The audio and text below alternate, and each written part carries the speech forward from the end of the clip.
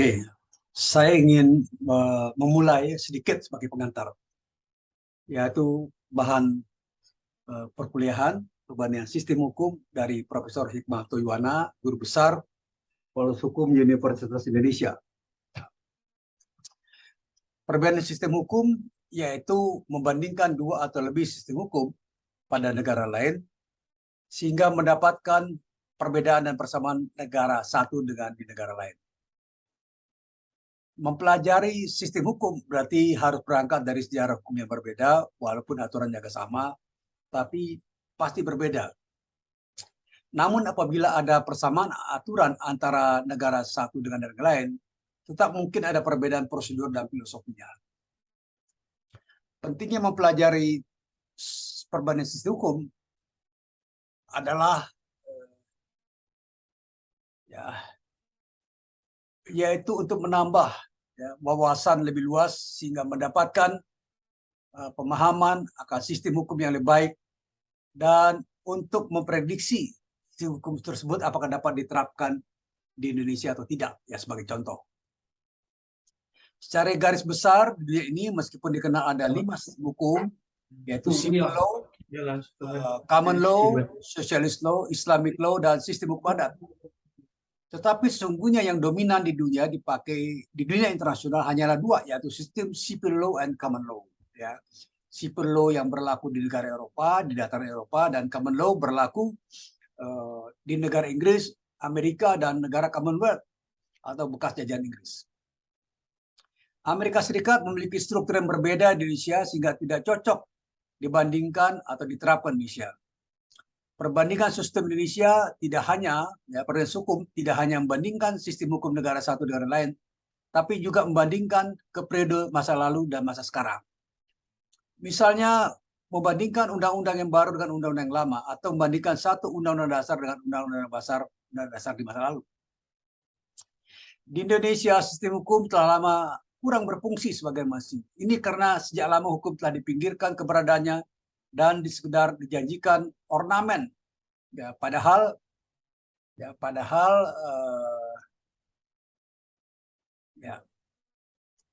sejak proses demokratisasi hukum sangat dibutuhkan dan memiliki peran sentral. Multifungsi dari sistem hukum telah munculkan anarkisme ketika masyarakat berhadapan dengan penguasa, bahkan konflik antar masyarakat. Konflik antar masyarakat. Masyarakat dibuat apatis dan terkadang melakukan pengadilan jalanan, seperti misalnya tukang copet dihakimi oleh massa, itu karena dianggap selama ini tidak memberikan kepastian hukum, tidak membuat efek jerah terhadap pencopet, atau maling sendal di masjid lah, contoh kan peristiwa kecil, tapi akhirnya maka masyarakat menghakimi karena dianggap pengadilan tidak berjalan. Dari bahan yang disampaikan oleh Profesor Hikmahanto, ada represi perbandingan hukum dari Werner Mensky, perbandingan hukum dalam konteks global, Bandung, Nusa-Media 2012. Ini adalah terjemahan. Kemudian Peter de Groot, perbandingan sistem hukum, common law, civil law, dan socialist law, Nusa-Media Bandung tahun 2010. Nah, kemudian ada beberapa perbandingan, misalnya perbandingan hukum pidana. Mulai berkembang abad 19, berawal dari minat seorangan, kemudian dikembangkan oleh Institut Perbandingan Hukum di Collège de France pada 1832 dan di University of Paris pada 1846. Dan kontribusi dari Prancis cukup besar. Napoleon menulis apa disebut sebagai kode penal hukum pidana setelah pulang dari Mesir. Jadi Napoleon ini pernah ditugaskan di Mesir sebagai tentara pendudukan dari Prancis. Jadi Napoleon ini berjasa, dia membuat kode penal. Kemudian karena Prancis pernah menjajah Belanda, maka diterapkanlah hukum pidana Prancis ini ke Belanda. Kemudian dirubah namanya jadi Wetpanstrafboek. Kemudian karena Belanda menjajah Indonesia, KUHP Belanda diterapkan juga di wilayah jajahan Hindia Belanda atau Indonesia pada saat itu dengan berbagai macam modifikasi, terutama untuk melanggengkan kekuasaan penjajahan. Misalnya pasal-pasal ujaran kebencian. Ujaran kebencian itu produk kolonial. Jadi kita tidak boleh mengkritik penguasa ya, karena menyebarkan kebencian. Padahal satu kritik terhadap pemerintah penting. Ya, tidak bisa pemerintah itu. Karena apa? Pemerintah itu adalah melakukan kontrak sosial dengan rakyat. Jadi yang berkuasa itu rakyat. Ya, kalau rakyat marah dan kemudian menarik ininya mandatnya, terjadilah apa disebut sebagai revolusi sosial atau people power seperti terjadi di Filipina 1987 menembangkan rezim otoriter Marcos. Kemudian juga Soeharto itu jatuh karena people power tahun 98. Jadi rakyat tidak percaya lagi dengan Soeharto.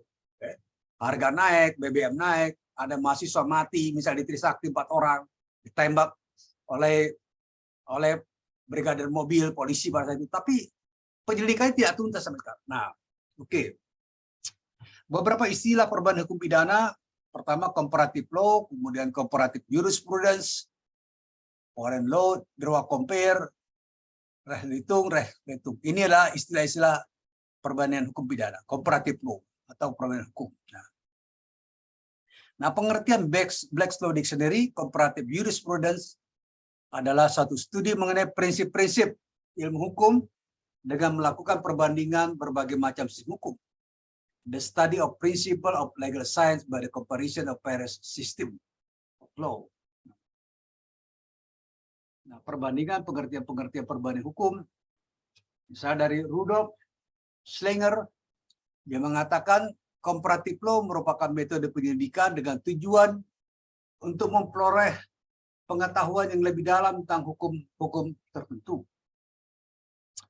Comparative law bukanlah perangkat peraturan dan ajas hukum, tapi suatu cabang hukum. Is not a body of rules and principles. Comparative law adalah teknik atau suatu cara menggarap unsur hukum asing yang aktual dalam suatu masalah hukum. Is the technique of dealing with actual foreign law elements of a legal problem. Nah, sekarang ya, perubahan hukum modern. Menurut Konrad Zeuner dan Kurt Scheer, perubahan hukum modern menggunakan metode kritis, realistis, dan tidak dogmatis. Jadi kenapa demikian? Karena memang harus kritis perbandingan dan harus realistis. Misalnya kita bandingkan antara hukum, katakanlah hukum pidana Belanda dengan Indonesia saat ini. Harus kritis dan realistis. Tidak boleh dogmatis. Artinya, wah ini mentang-mentang hukum Indonesia lebih baik dari Belanda. Tidak begitu. Ya, metode kritis kita bandingkan. Menurut Profesor Sudarto, ini guru besar di Undip, perbandingan hukum mengenai metode fungsional dengan titik tekan orientasi pada problem dan memperhatikan hubungan antara satu peraturan dan masyarakat tentang bekerja. Kemudian ada family law atau legal families. René David berdasarkan klasifikasi hukum family, struktur konseptual, teori berhukum, tempat hukum sendiri, dan tatanan sosial. Selanjutnya, bahwa dua hukum tidak dapat masukkan dalam keluarga hukum yang sama, sekalipun menggunakan konsepsi dan teknik yang sama, jika didasarkan pada prinsip filosofis, politis, dan prinsip ekonomi yang berbeda, berusaha untuk mencapai dua tipe masyarakat yang berbeda Tuhan. Maksudnya, kalau ada dua sistem hukum sama, tidak bisa lakukan perbandingan. Ya. Berbeda. Kemudian menurut Mark Henschel, ya, bahwa para sarjana komparatif law ini lainnya setuju dan membedakan sekurang-kurangnya 5 jenis hukum nasional yang dikelompokkan dalam satu keluarga. Ya. Berdasarkan asal-usul, sejarah perkembangan, metode penerapannya. Nah, sekarang kita lihat apa 5 besar keluarga hukum itu. Pertama adalah sistem Eropa kontinental dan Amerika Latin. Ini adalah disebut sebagai civil law. Civil law itu lawannya bukan militer law, bukan ya. Lawannya adalah perbandingannya adalah common law. Sistem Anglo-American. Kenapa Anglo-American? Karena Amerika ini mengadopsi sistem Inggris. Ya. Misalnya bahwa jurisprudensi atau putusan pengadilan satu sumber hukum utama, baik di Inggris maupun di Amerika. Bedanya kalau Amerika tuh punya undang-undang dasar tertulis, Inggris tidak. Ya. Kalau Amerika itu republik, Inggris kerajaan sampai sekarang. Kemudian ada disebut sebagai sistem Timur Tengah, Middle East System, seperti Irak, Yordania, Saudi Arabia, Syria, Lebanon, Maroko, Sudan, dan lain sebagainya. Kemudian sistem Timur Jauh, Far Eastern System, yaitu Cina dan Jepang. Kemudian ada sistem negara sosialis, seperti dulu Soviet, kemudian Kuba. Saya kira Kuba bisa dimasukkan, ya. Kuba. Nah, apa manfaat perbedaan hukum? Ya. Manfaat perbedaan hukum dapat dikatakan setidaknya ada dua, ya, manfaat yang bisa didapat. Dua manfaat bisa didapat, yaitu umum, memberikan kepuasan bagi orang yang berhasrat ingin tahu secara lebih. Nah, ini keinginan tahuan mendorong orang. Kemudian memperdalam pengertian tentang prasarana masyarakat, peranat masyarakat, dan kebudayaan itu sendiri. Kemudian membuat sikap kritis terhadap sistem hukum. Kemudian khusus hubungan dengan azas nasional aktif dalam KUHP kita, yaitu pasal 5 ayat 1 ke 2. Nah, itu kira-kira yang bahan awal, ya. Saya sengaja lebih cepat ini kuliah, ya, karena saya ada kesibukan lain. Ya, oke, saya ingin sedikit ini, ya, mengulas sedikit bahan ini. Bahan ini sudah saya share, ya, kira-kira, ya. Sudah saya bagikan bahan ini. Sudah, Bapak. Oke, nah perbandingan ini, ya. Kalau 5 sistem hukum itu sangat universal, walaupun secara garis besar dibagi dua, civil law and common law. Tapi sebetulnya ada 5. Civil law itu berlaku di Eropa dan daratan Amerika Latin. Amerika Latin itu maksudnya Amerika Selatan, ya. Tempatnya Brazil, Argentina, Peru, dan lain sebagainya. Ya, civil law. Kemudian common law itu Amerika, Inggris, dan negara-negara Commonwealth, negara Jerman Inggris. Socialist law adalah negara-negara yang menganut paham sosialis atau komunis, ya. Seperti Cina, ya, Cina, kemudian Korea Utara, Kuba, lantas juga saya kira Venezuela. Ya. Kalau Rusia, saya kira sistem hukumnya sudah memasuk kapitalis, ya. Ekonominya kapitalis, tapi politiknya saya kira masih sosialis, ya.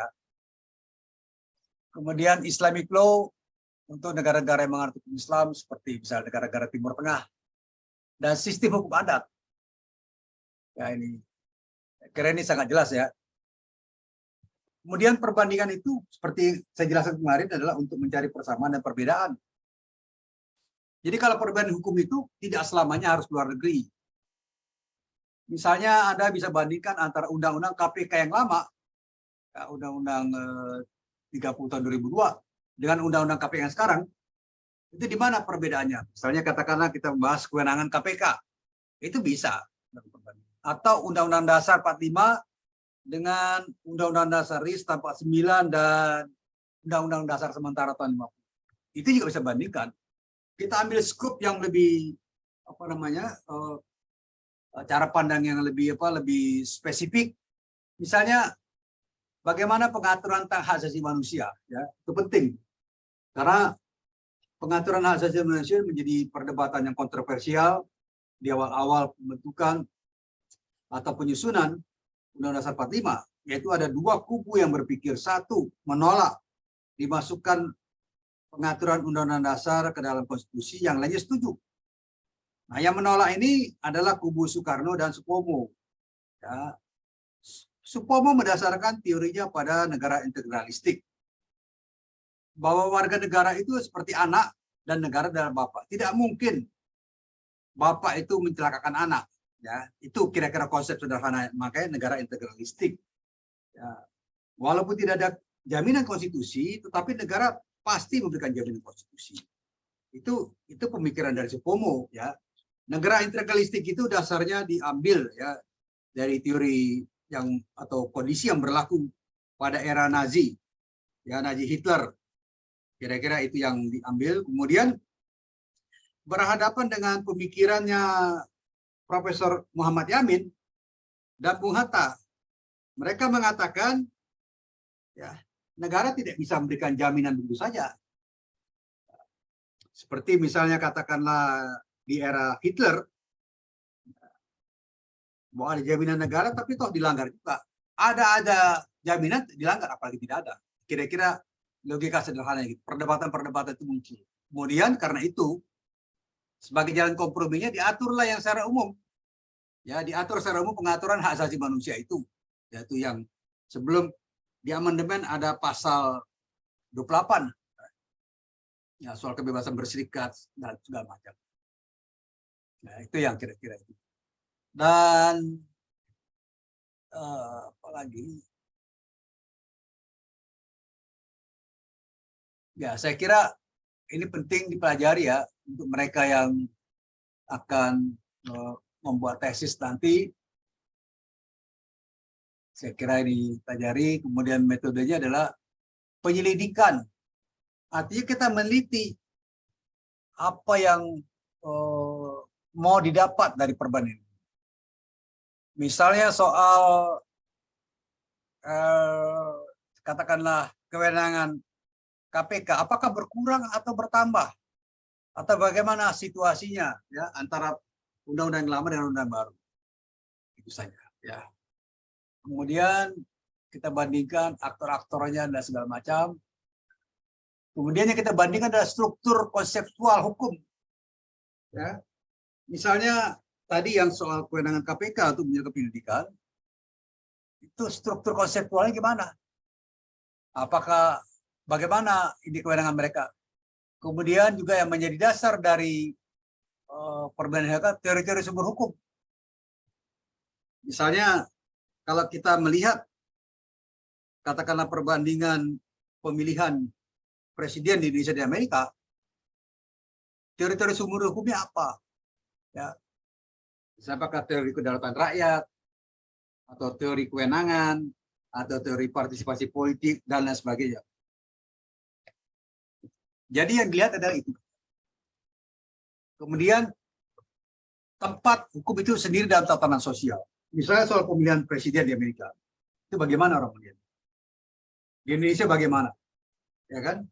Kalau di Amerika tuh jelas ininya, ya, sekali ditetapkan hanya apa namanya tuh hanya 2 periode, nggak ada perdebatan lain.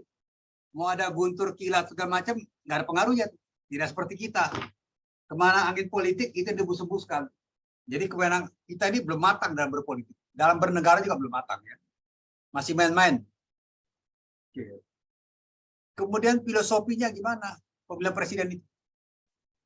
Ya. Misalnya pengaturan dua periode, ya, 2 periode dalam pemilihan presiden Amerika itu ada ceritanya.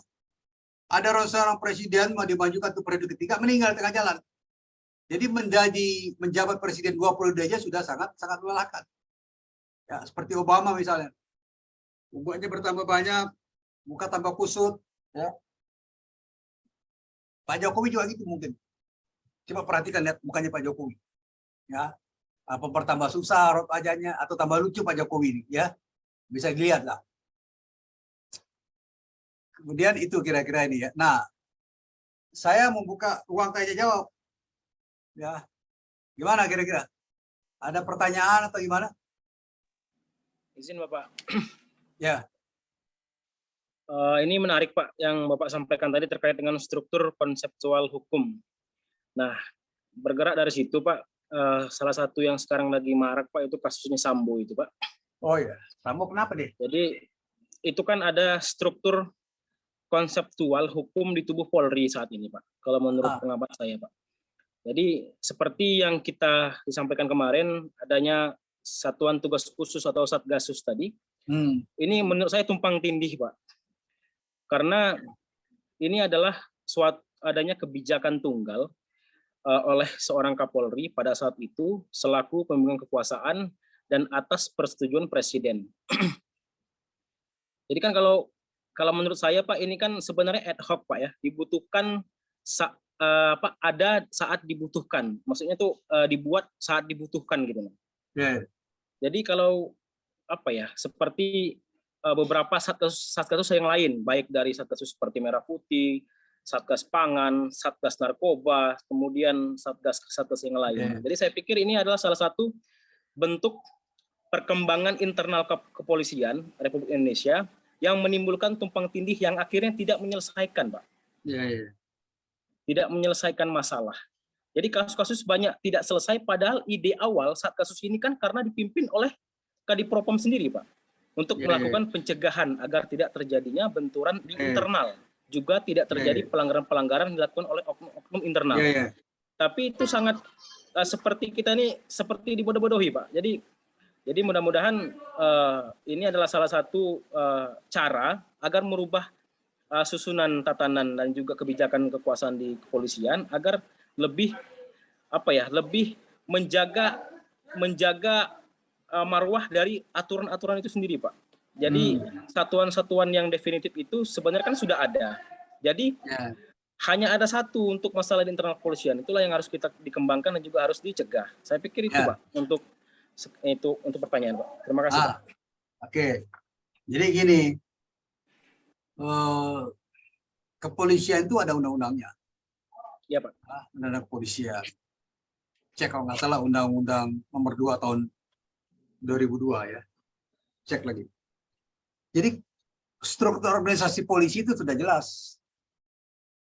Kenapa harus jelas strukturnya? Karena menggunakan anggaran, menggunakan pelibatan personil, dan harus diaudit oleh BPK karena dia menggunakan uang negara. Harus diawasi oleh DPR karena dia menggunakan kekuatan bersenjata. Ya kan, kalau tidak diaudit, ya, itu nanti orang bertanya-tanya ada apa? Kok seperti berada di atas hukum? Jadi lembaga-lembaga ekstra seperti itu harus diaudit. Kapolri harus mempertanggungjawabkan itu di hadapan rapat dewan. Tapi kemarin rapat di DPR itu berputar-putar seperti itu aja. Dan terjadi perdebatan-perdebatan yang tidak substansial kalau menurut saya. Jadi kembali isinya, ya, setiap kelembagaan apapun juga, ya, terutama di polisi lah karena sedang disoroti, dia harus kembali kepada kewenangan yang diatur dalam undang-undang. Kemudian harus diawasi oleh DPR, terutama Komisi 3. Nah, kalau tidak diawasi, kemana kerja mereka? Dan harus bisa diaudit. Demikian juga Densus. Ya, Densus itu harus diaudit keuangannya oleh BPK, nggak bisa enggak. Ya kan? Itu kan bukan kerajaan tersendiri Densus itu. Harus diaudit Densus itu.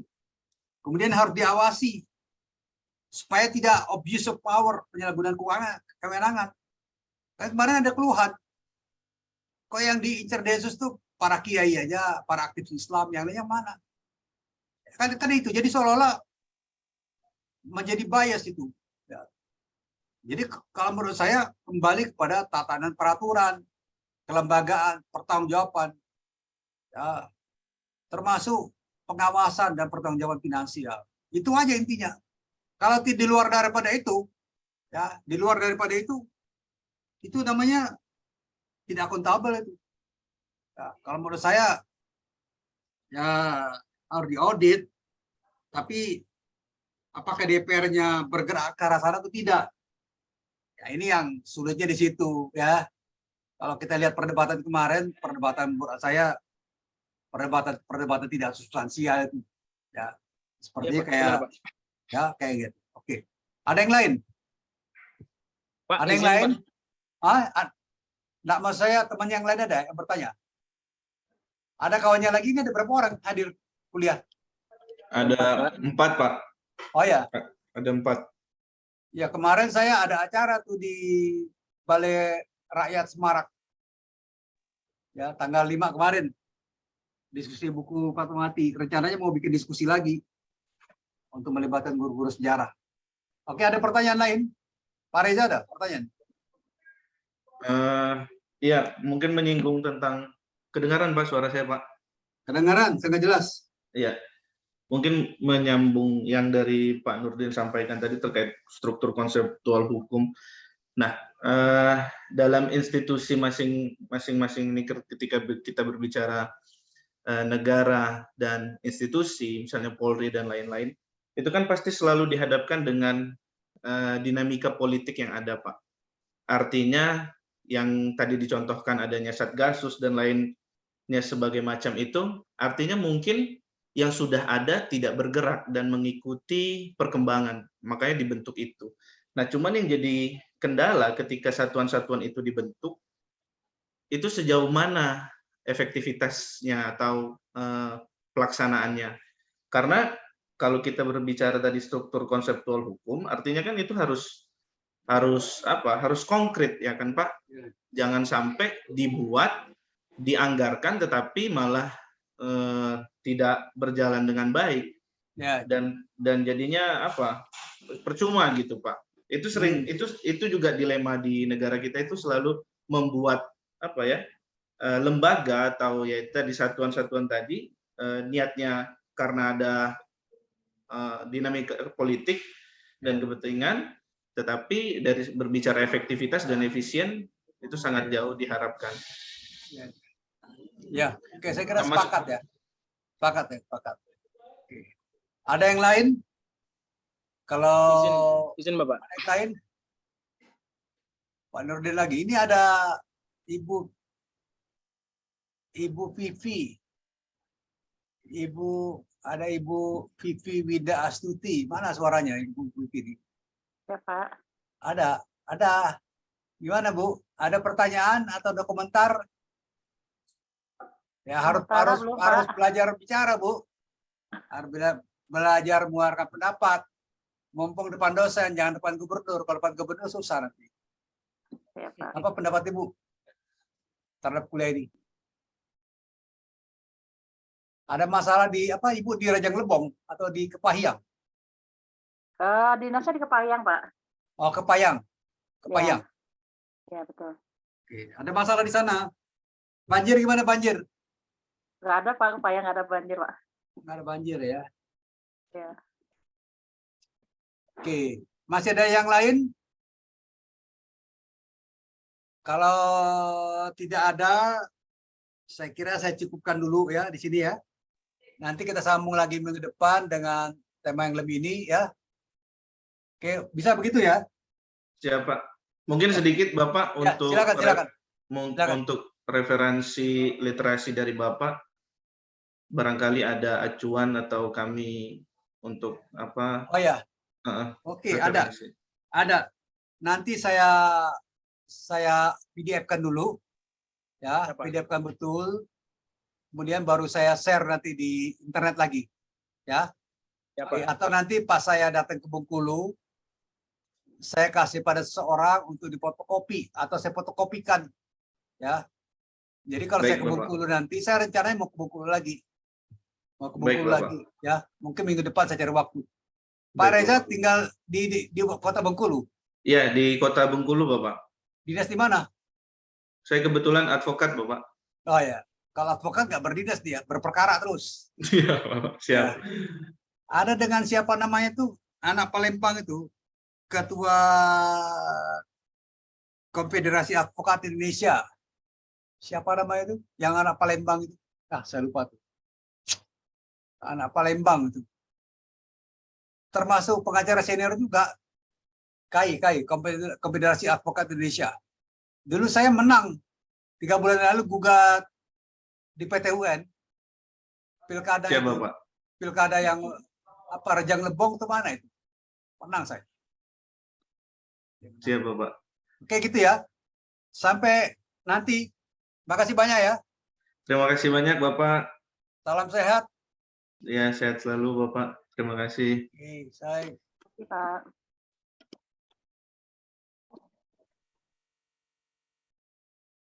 Terima kasih Bapak. Yuk.